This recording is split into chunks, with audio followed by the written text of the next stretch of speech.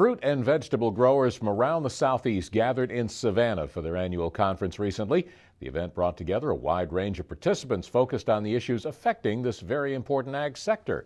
The Monitor's Wildman reports from the convention. The Southeast Regional Fruit and Vegetable Conference brings growers, vendors, and suppliers together to focus on how to enhance fruit and vegetable production. We've got a large number of growers from Georgia, but we also attract growers from South Carolina, North Florida, and Tennessee, Alabama, and North Carolina.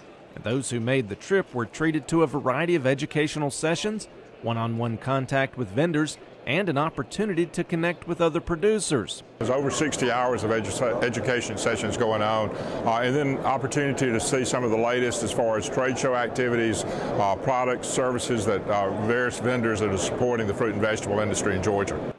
The event, which is held at the Savannah International Trade Show and Convention Center, seems to get bigger every year. One of the common themes this year is food safety, and there were plenty of opportunities for growers to learn more about the changes that are coming their way. The food safety initiatives that are coming from Congress and FDA, as well as being asked for by the produce industry, is that they be commodity specific.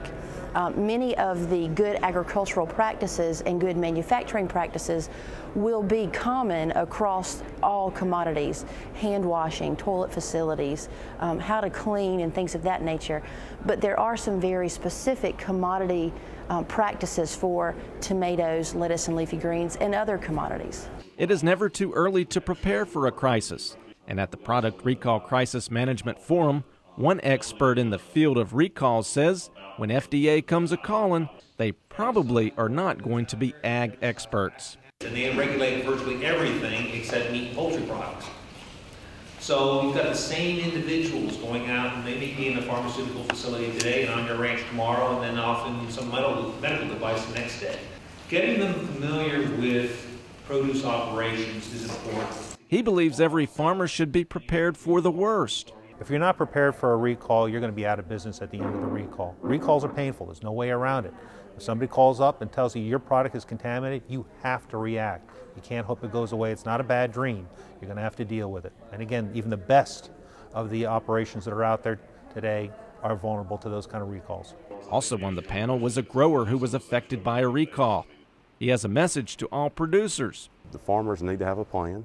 They need to know who's going to be the point person when it does happen, who's going to talk to the media, who's going to talk to the FDA, who's going to handle the investigators that come to the farm, that sort of thing. So you have to have talking points in place. You have to have a plan of action. Who's going to call all the customers? Who's going to let them know? Where are you going to tell them? You've got to know where the product went to. You've got to have a plan of action essentially for how you're going to get the product back.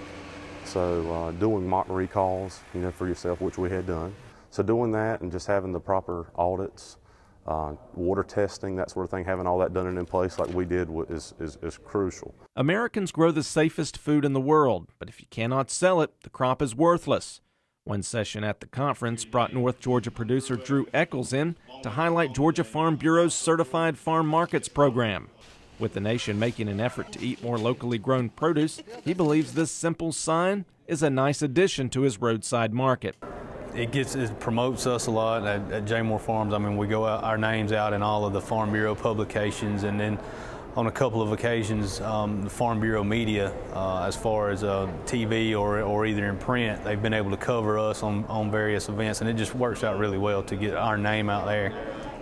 And as well as some other local markets in our area.